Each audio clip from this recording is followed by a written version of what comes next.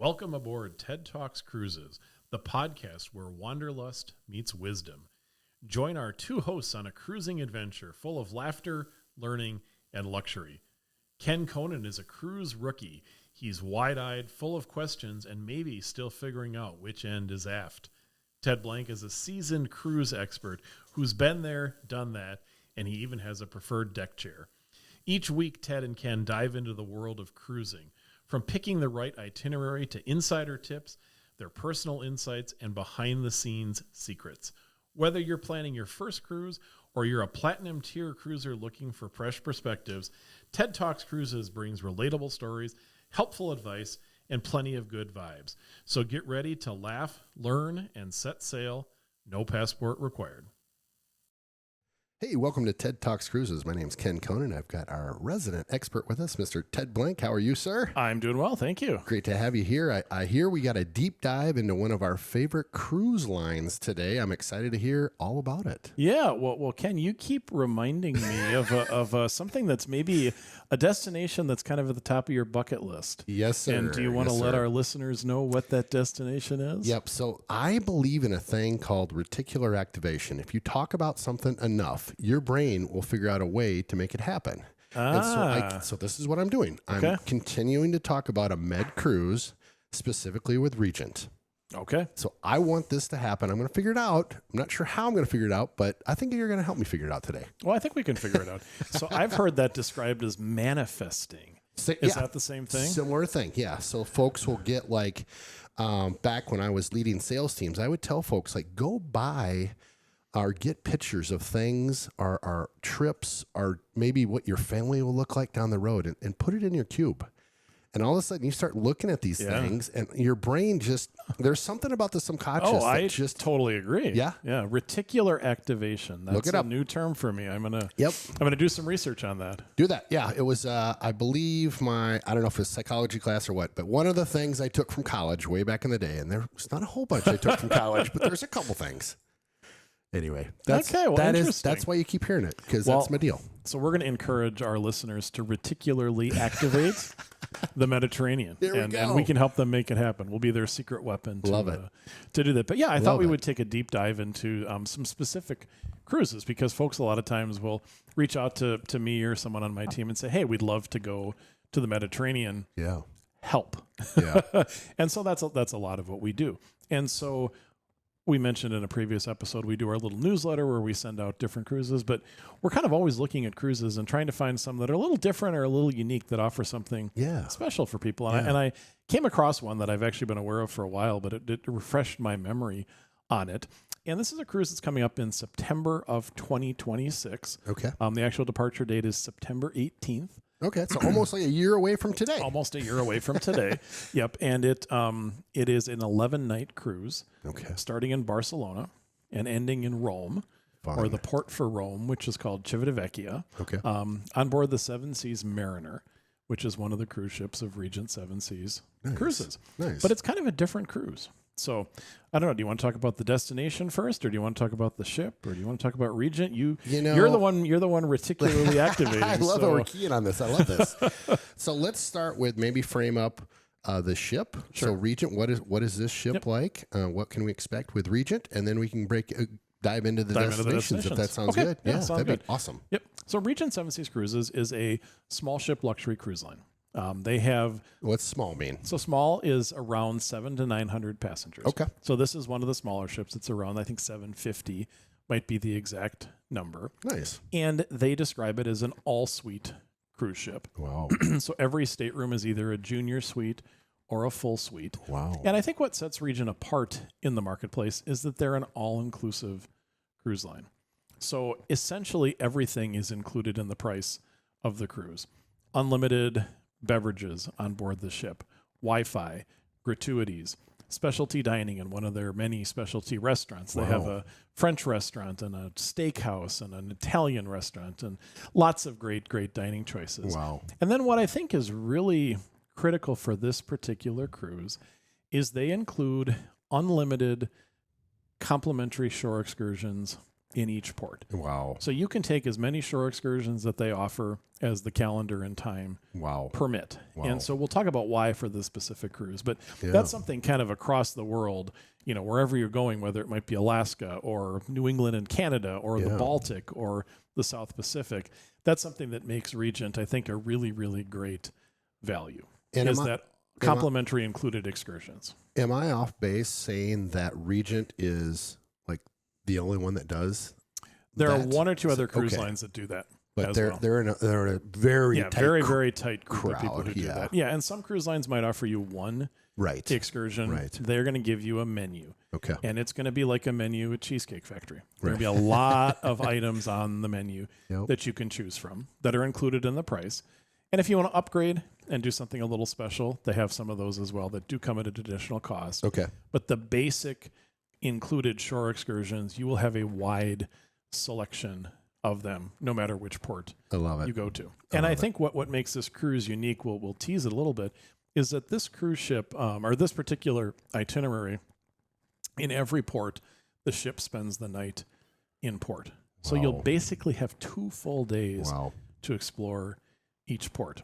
And these destinations in the Mediterranean, having that choice of unlimited included shore excursions, you're going to get a chance to see a lot in those 48 hours. Can you, at these ports, I would guess, but I have to ask, like, if I wanted to go out with Shan and have a later dinner. On shore, or have drinks at a couple bars, or just explore the space, all great destinations, right? To just have a ton of fun. Yeah. Some of them are better for that, and some of them aren't, depending on, maybe where the ship docks. But certainly you would have some opportunities to get off, go ashore, and explore independently and, have dinner, do whatever, in addition to the standard, excursions, which kind of tend to be, 9 to 5 type things. Or go back to the ship, relax, take a shower, hop in the pool, and have a nice dinner afterwards. Right, yeah, on the ship, and then maybe take a walk or something through the city at night or whatever. See your ship from the shore with the lights on. Oh my gosh. Yeah. There is something about being on a ship and looking at kind of the shore as it's lit up. When we came into Budapest, that was a moment where I was like, this is really fun,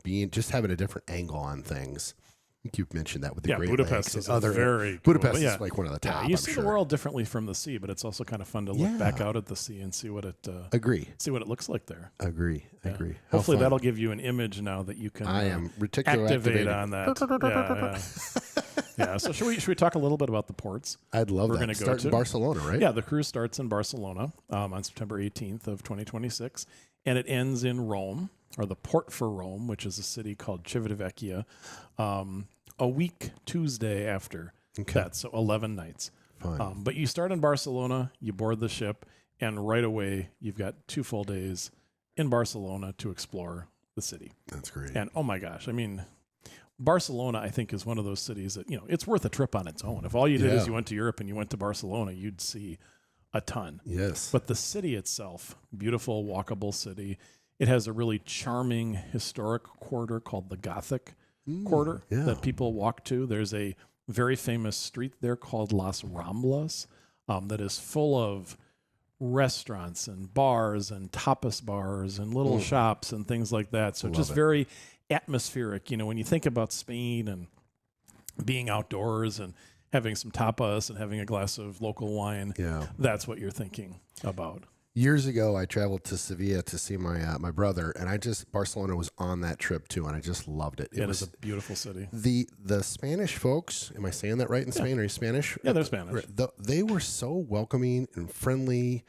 We were there during the time where they were doing some flamenco type dancing. There's a lot of it going on. I don't know if it's a festival or what, but I think they probably have that year round too. Yeah. It was super fun. Yeah. If you're an architecture buff, oh my gosh, the famous architect Gaudi is from Barcelona. Yeah. And so you can see his Holy Family Cathedral that's still under construction. You can see some buildings. Really? Yeah, it's like 100 years of construction and still going and still humming along. Wow. You can see some other buildings. He designed a park. He designed a beautiful park. It's called the Park Güell. And it's a city park, essentially, that he designed the buildings, the kiosks and the architecture of the landscaping and stuff. Wow. So very different than any other city park you've been to. And if you want to get a little bit outside of the city, you're in the region where they produce cava wine. the Spanish sparkling wine, kind of the Spanish equivalent of champagne, which I'm sure the Spaniards would tell you is better than champagne, but we'll let you be the judge of that. But you can go out and visit some of the vineyards there and see how that's created. There's a monastery, excuse me, not too far from Barcelona called Our Lady of Montserrat. And it is set on a cliff in the middle of a gorge. Like one of those really remote Middle Ages monasteries that you can go to and you can tour. There are also some, beach resorts in the area where you can go to the beach and just maybe spend an afternoon relaxing on the seashore. So lots to do in Barcelona in those 48 hours to do it. And remember, you can choose as many or as few shore excursions as you want to choose from the menu that's available to you.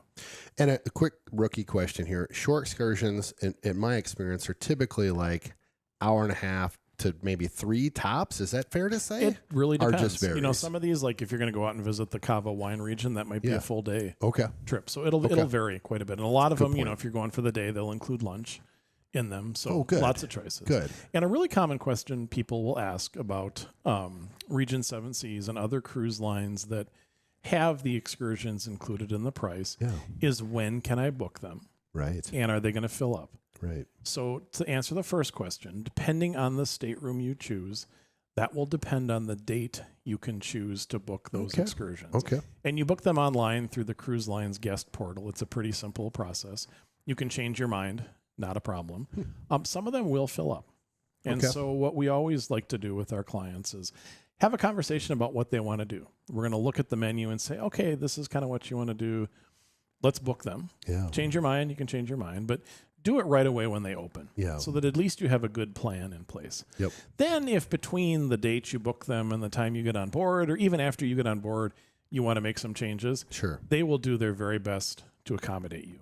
And in most cases, if you want to change from tour A to tour B, not a problem. Sometimes they might have to move a few things around, but in general, you'll be able to choose the excursions you want to choose. But we like to book them right away when they become available. That's smart. Kind of get a bookmark out there just in case, and you're at least you got something on the grid there. That's awesome. Where are we off to after Barcelona? So again, 2 days in Barcelona, or one night, 2 days in Barcelona. You're right. Then just across the bay, not very far, to the island of Majorca, city of Palma. Beautiful, beautiful island, and again, an overnight stay in port. The city of Palma itself is really quite a beautiful city. And our friend Gaudi actually made his way over there as well. And there's this beautiful traditional Gothic Spanish cathedral right in the heart of the city of Palma, right next to the Royal Palace.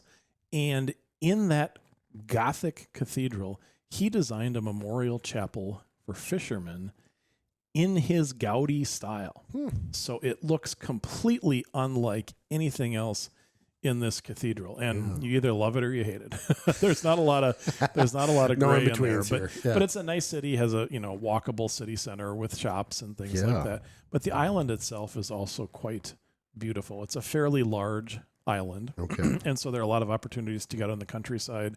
There's a little town called Valle de Mosa up in the hills, and the composer Chopin lived there for a while. And so you can actually visit his house and see that, and beautiful vineyards and just a beautiful island, and also some really, really nice beaches. That's so, awesome. You've been to like one of those marquee European destinations, and now you can go to kind of a little quieter island and have a chance to explore. You talk about the beaches. What that time of year, September over in the Med, is that in the 70s? Or it'll be 70s, 80s. The water will be very warm because you're kind of coming off the end of the summer. So still a time you can swim. And September, the peak tourist season is over. Which is great. August is crazy busy. September is starting to get back to a little more normal pace. I think of when I'm reticular activating, I think of right before or after the main season, right? The shoulder season is what I think we call that. Or you guys call kind it of through May and then starting up again in September. Yeah, that seems like the ideal time where you don't have the crowds, but you still have the nice weather and the scenery and everything else that comes with all those destinations. So, and the cruise lines start to do some different itineraries in those maybe a little more shoulder seasons. So you get to do something different like this, because not every Regent cruise offers this overnight, Yeah. these immersive overnight stays. Yeah, that's a great point. This is probably a little bit more uncommon than common, I would guess. Yeah. It is, absolutely. That's awesome. Awesome. So we're Majorca, and now where we heading Day next? at sea. Day So at just sea. kind of relax. Okay. And then you will go to a place you're probably familiar with from your James Bond days, but Yes. Monte Carlo. Monte Carlo. Yes, So I'm I'm an going to overnight stay in Monte Carlo. So that means we need to bring a couple dollars for a little baccarat, right? Your tuxedo if you want to get in the casino. They have a yeah. strict dress code there. Do they really? But, yes, they do. Oh, Yes. that's a fun fact. And I don't love just that. bring a few dollars because I think they might check your credit score before you're right. admitted to the It's casino. Monte Carlo, right? It's Monte Carlo. Unbelievable. Yeah, so beautiful city in and of itself. Yeah. But also the gateway to the French Riviera. So lots of opportunities to get out of the city, the independent principality of Monte Carlo or Monaco, and explore the countryside. Beautiful countryside there. So much wine is produced around there. Beautiful, beautiful views along the French Riviera. The city of Nice, the city of Cannes, where the famous film festival is. Yeah. But Monte Carlo has a ton beyond the casino as well. You can go visit the Royal Palace there where Prince Albert lives, sure. but before it was Prince Rainier and Princess Grace. You can visit the cathedral where they're buried. Okay. Jacques Cousteau actually lived gosh. Monte Carlo. Really? And so there's a very interesting aquarium and marine mammal museum there that I was once in Monte Carlo on a rainy day, and it was a great way to spend that rainy day. And of course, just to walk around and see the city, learn about the Formula One racing. They reclaim land from the sea because it's such a tiny little country. So you could spend your 2 days there, and it's really kind of an interesting and fun place. But a lot of folks are going to want to get a little further afield and see the south of France and the French Riviera. So perfect place to be a base for that. So it is possible to get to Nice and absolutely. Cannes. Okay. Yeah. Wow. Mm-hmm. Yeah. Antibes is where Picasso lived. And so there's a little Picasso museum there. Fun. Really nice museum because it's not a huge museum. Yeah. It's a small building. It's got, 24 Picassos, but just interesting if you want to get a flavor for him. Yeah. The famous French artist Paul Gauguin spent a lot of time in the south of France as well. And so there's actually a church where he designed the stained glass windows in there. So, from Gaudi to Gauguin, you're starting to get the flavor of Southern Europe. So a lot to do there. Yeah. And that 2-day stay, again, gives you plenty of chance to do that. That's fun. I really am enjoying hearing this immersive because it is a bit more than your usual where you come in like 6 or 7 in the morning. 6 in the morning till 5, 6, 7 o'clock at night. Right. Yeah. So, if you've maybe said, hey, I want to spend more time in the destination. Yeah. Excuse me, and maybe a cruise isn't what I'm thinking about because I want to spend that more time. Yeah. This is a neat way to do that. Yeah. And I love the idea of this immersive overnight experience with the free excursions because you can pick and choose and do a whole bunch of different things. Yeah, I can see myself like just running around a whole bunch. We like to be real active when we cruise, so I could see a whole bunch of excursions and this sounds great. Yeah, and one thing I didn't mention with Regent is that depending on which category of stateroom you book, if you book a certain stateroom and higher, you actually receive a complimentary hotel night in the cruise destination in Barcelona before embarkation. So if you want to go there, you can spend a little bit of time there. And they will also offer pre- and post-cruise land tours in both Barcelona and near Rome that you can go to, or we can certainly help you customize something. If you want to go to Rome and then it's like, well, this is our chance to go to Venice, we can make that possible for you as well. Wow. I like that. That's really cool. I like the pre and post cruises. So that our pre and post cruise stay, or what do we call that? Cruise tour. Yeah, those are really fun. We did some of those on our river cruise that we did. At first I was like, what are we doing? And then once we got to the city, it's just so nice to be able to again, everything's taken care of. Yep, everything's taken care of. Plenty of free time too. Yes. Mm-hmm. Yeah, I did really like that, just exploring the city. And it's similar to what we're doing here with this cruise. We're just exploring the city and just having room to breathe. So I like this. So next there's another day at sea. Love it. Catch your bearings. Yep. And then 2 ports in Italy. Oh, so the first one is the city of Livorno, which is not far from Florence. And it's also not far from the Chianti region of Tuscany in Italy. And then the next port is Rome. So you'll get a chance to do Italy. And, in the area around Florence, there's so much to see and do. Yeah. Florence itself, amazing city. the home of Michelangelo. You can see the sculpture of David. Wow. You can go to the two art museums there, the Uffizi and the Accademia, which are both very different but interesting art museums. Yeah. You really have to see the cathedral there that they call the Duomo Cathedral. It was one of the first big not Gothic, but the first big cathedrals built in Italy. Okay. You can actually climb the dome my. if you want to. Foodie destination. But, boy. do that one day, and the second day head off into Tuscany and do a little bit of wine tasting. Wow. And Ken, we have a special program with our agency where we offer an additional complimentary tour option for folks who are taking this cruise. Really? And so our tour option is going to be in Tuscany near Livorno, and it's an opportunity to go off into the countryside and do a wine tasting, very exclusive vineyard, some neat opportunities to meet the the owners of the winery and taste their wine and have a nice little gourmet lunch with it as well. So that's an additional complimentary option that folks who book with our agency have access to. That's incredible. That's really cool. I could definitely see doing that off the beaten path and then just meeting the folks that are putting this. I mean, how fun to have that ability to meet folks is part of, I think, why we travel. Yeah. And when you have this much time in port, you have a chance to do that. Yeah. I think a little bit more. That's awesome. Yeah. And then Rome. And then it's the end of the cruise, but you will have 2 full days to explore Rome. Okay. And the port Civitavecchia is a little ways away from the city. Okay. It's about 90 minutes away. But I don't know. So how does that work? The tours will they'll pick you up in the ship and take you to the city. Got it. Okay. And my suspicion, I haven't looked at them in detail, but my suspicion is that many of them will be full day trips. Right. So you'll do a couple different things. Yeah. And we don't have 4 hours to talk about Rome. Yeah. But, opportunities to see the Vatican, to see St. Peter's, Sistine Chapel, the Colosseum. Rome is another big foodie destination. Really? There's just so much to do in Rome itself. And, 2 days is a good start, but you could be in Rome for a long time. And then, as I said, you could extend your cruise with a, land tour opportunity through Regent, or we can arrange something custom for you. And Italy is such a fun place to do that because there is just so much to see and do. If you wanted to head down to Pompeii, we could help arrange that for you as well. Wow. That's amazing. Yeah. Yeah. I could definitely see tacking some extra time on a couple days, maybe on the backside of this cruise to explore the space in Italy and Rome and everywhere around there. There's just so, like you said, there's so much. Mm-hmm. Yeah. That's nice because this is an 11-night cruise. Make it into a 2-week trip and you really will have covered a lot of territory. Right.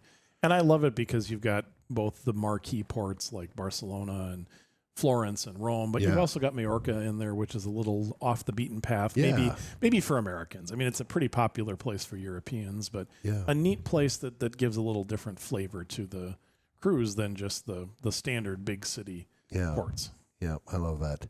When you're thinking, when I was thinking through Rome and maybe additional days, I think, gosh, I need to reach out to you and your team to help figure out, like, it's overwhelming, right? It is. There's so much. I could get online and be like, oh yeah, here's all the stuff. But like talking to you and your team and really being able to dive into asking me, Ken, are you active? Are you not? What do you like to do? Are you a foodie? Like all the questions that you'll ask, I feel like, gosh, I would really get dialed in. So, and there are so many things we can set up for you that don't exist on the internet. Yeah, we can make it really unique. And the other thing is we don't want to duplicate something you did on the cruise. Right. So if you've already done the Vatican Museum, we don't want to send you back there a second time, unless you really want a deep dive into it. And so that's the neat thing about working with us is we can make these 2 parts of the vacation or several parts of the vacation all work together seamlessly, but also give you make the most of your time in Europe. I love it. Love it. And if we're interested in this specific cruise for next year or others, what's the best way to reach out to you? Yeah, so we will pop a link to this cruise in the description below. Perfect. And you can see the itinerary. You can get a sense as to what the pricing is. You can see what promotions are in the marketplace from Regent Seven Seas. Awesome. And then there's a little button, click for a quote, and click it, and we'll get an email, and we'll give you a call back and walk you through it. And you can also explore other itineraries with them as well. They have several ships in the Mediterranean all season long, from March through probably the end of November. So lots and lots of different options, but I really like this immersive overnight experience. I think it's a neat way to see Europe in depth, but from a cruise ship. Yeah. What a fun cruise to highlight today. This one, the usual. You're getting me all excited about running the map. Regent. Well, your reticular activation is activate. Well, That's you right. can take my little flyer here and put it on the fridge. I And think see I might. if that helps. I just might. Yeah. I just might. Well, thank you, sir, for joining us on TED Talks Cruises. As always, this is Mr. Ted Blank. I am Ken Conan. We'll see you next week. Thanks for tuning in. See ya.